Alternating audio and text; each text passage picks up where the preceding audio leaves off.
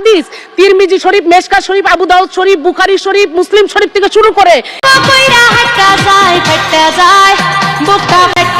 আর একটাই ছিল যে মমতাজ রে কেমনে এন থেকে বাদ করানো যায়। বাবা মধু বয়াতি ছিলেন বাউল শিল্পী, মা উজালা বেগম গৃহিণী। গান গেয়ে কোনো রকমে চলে তাদের সংসার। ছোটবেলা থেকে মমতাজ পথে প্রান্তরে বাউল গান করতেন। ধীরে ধীরে হয়ে ওঠেন লোকগানের জনপ্রিয় শিল্পী। একটা সময় আওয়ামী লীগের রাজনীতিতে জড়ান। একাধিকবার আওয়ামী লীগের সংসদ সদস্য হন। এলাকায় আধিপত্য বাড়ান। বনে যান বিপুল অর্থ সম্পদের মালিক। হত্যা মামলাসহ একাধিক মামলায় গ্রেপ্তার হয়ে তিনি এখন বিচারের মুখোমুখি। মমতাজের জন্ম মানিকগঞ্জের সিংগাইর উপজেলার জয়মন্টপ গ্রামে। ছোটবেলায় তিনি বাবা মধু বয়াতি এবং পরে বাউল শিল্পী মাতাল রাজ্জাক দেওয়ানের কাছে গান শেখেন। এরপর লোকগানের শিক্ষক রশিদ সরকারের কাছে গান শেখেন। কিশোর বয়স থেকেই মমতাজ মানিকগঞ্জে পথে প্রান্তরে বিচ্ছেদ, পালাগান, উঠান বৈঠকি সহ লোকজ গান করেন। ধীরে ধীরে দেশের বিভিন্ন স্থানে সঙ্গীতানুষ্ঠানে গান করতে শুরু করেন। পরে তার গানের কয়েকশো একক অ্যালবাম প্রকাশ পায়। 2004 সালে হানিফ সংকেতের জনপ্রিয় ম্যাগাজিন অনুষ্ঠান ইত্যাদিতে গান গাওয়ার সুযোগ পান মমতাজ। ধীরে ধীরে তিনি দেশের সঙ্গীত অঙ্গনের জনপ্রিয় মুখ হয়ে ওঠেন। ফোক সম্রাজ্ঞী হিসেবে খ্যাতি পান। 4 দশকের সঙ্গীত জীবনে 7 শতাধিক অ্যালবাম আছে তার। শ্রেষ্ঠ নারী কণ্ঠশিল্পী বিভাগে তিনি জাতীয় চলচ্চিত্র পুরস্কার পেয়েছেন। মমতাজ বেগম 2008 সালে আওয়ামী লীগের সাধারণ সদস্য হন। ওই বছরই তিনি নবম জাতীয় সংসদের সংরক্ষিত নারী আসনে আওয়ামী লীগের সংসদ সদস্য মনোনীত হন। এরপর থেকে এলাকায় আধিপত্য বিস্তার শুরু করেন। 2014 সালে 10ম জাতীয় সংসদ নির্বাচনে তিনি মানিকগঞ্জ 2, সিংগাইর ও হরিরামপুর আসনে আওয়ামী লীগের সংসদ সদস্য নির্বাচিত হন। 2015 সালে তিনি সিংগাইর উপজেলা আওয়ামী লীগের সভাপতি হন। তার আত্মীয় স্বজন ও অনুসারীদের নিয়ে পরিবহনে চাঁদাবাজি, টেন্ডারবাজি, নিয়োগ বাণিজ্য, পদ বাণিজ্য সহ বিভিন্ন অনিয়ম ও দুর্নীতিতে জড়িয়ে পড়ার অভিযোগ ওঠে। 2018 সালে একাদশ জাতীয় সংসদ নির্বাচনে দলের সংসদ সদস্য হন।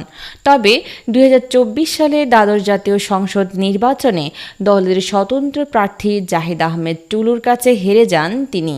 তবে এখনও তিনি উপজেলা আওয়ামী লীগের সভাপতির পদে আছেন। তার সৎ ছেলে সিংগাইর পৌরসভার মেয়র, ভাগ্নে শহীদুর রহমান উপজেলা আওয়ামী লীগের সাধারণ সম্পাদক। এছাড়া আত্মীয় স্বজন উপজেলা ও বিভিন্ন ইউনিয়নে আওয়ামী লীগের পদে আছেন।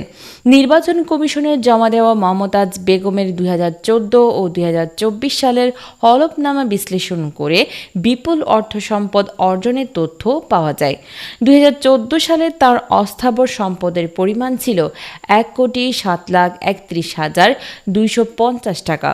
10 বছরে তা বেড়ে হয়েছে 5,98,92,718 টাকা। স্থাবর সম্পদও বেড়েছে তার। 2014 সালে জমা দেওয়া হলফনামায় তার স্থাবর সম্পদ ছিল 7,35,00,000 টাকা। 2024 সালের হলফনামার হিসাব অনুযায়ী এই সম্পদের পরিমাণ ছিল 8,57,73,444 টাকা। তবে এলাকাবাসীর ভাষ্য, বাস্তবে তার অর্থ সম্পদের পরিমাণ আরও বেশি।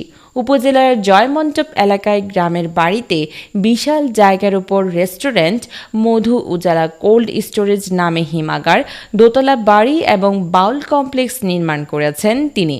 ঢাকার মহাখালীতে 6 তলা বাড়ি আছে। কানাডার টরন্টোতেও বাড়ি আছে বলে গুঞ্জন আছে। মমতাজ বেগমের বিরুদ্ধে মানিকগঞ্জের 2 থানায় হত্যাসহ 2টি মামলা আছে। এর মধ্যে সিংগাইর থানায় হত্যার অভিযোগে একটি এবং হরিরামপুর থানায় হামলা, মারধর ও ভাঙচুরের অভিযোগে করা আরেকটি মামলার প্রধান আসামি তিনি। এছাড়া ঢাকার বিভিন্ন থানায় তার বিরুদ্ধে হত্যাসহ বিভিন্ন অভিযোগে মামলা আছে। প্রায় 1 যুগ আগে সিংগাইরে হরতালের মিছিলে গুলিতে 4 জন নিহত হন।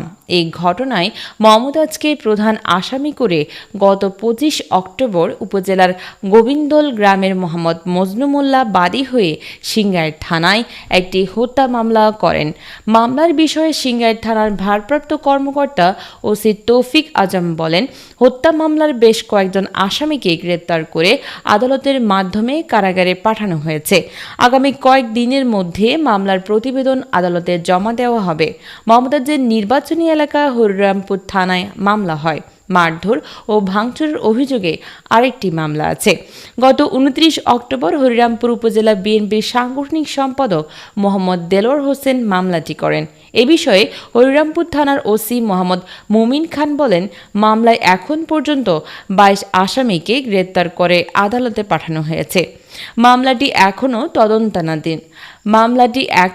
তদন্তাধীন।